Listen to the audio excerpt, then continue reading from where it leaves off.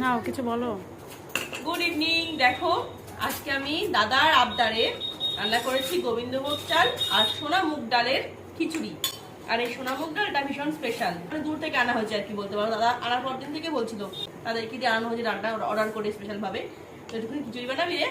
আমার দাদা না আমার হাতে রান্না বান্না মানে পোলাও টোলাও বা ফ্রাইড রাইস বিরিয়ানি সব খেতে খুব পছন্দ করে, খিচুড়িও তাই। যদিও খিচুড়ি আমি কখনো আগে থেকে সেরকম ভাবে বানাইনি, ওই আর কি আজকেই ফার্স্ট টাইম করলাম। তো গন্ধটা তো খুব সুন্দর বেরিয়েছে। দেখা যাক সবাই মোটামুটি খেয়ে কি বলে। ঠিক আছে, দু কড়াতেই হয়েছে, একটা পুরো কড়াই আর আরে হাড়ি। আর আমার মাম্মাম তো বাড়ার সাথে সাথে বাটি নিয়ে চলে এসেছে। এই দেখো আমার এটা হচ্ছে আসল ব্যাপার, এরা ছাড়া ঠিক বলো জমে মাম্মা। না।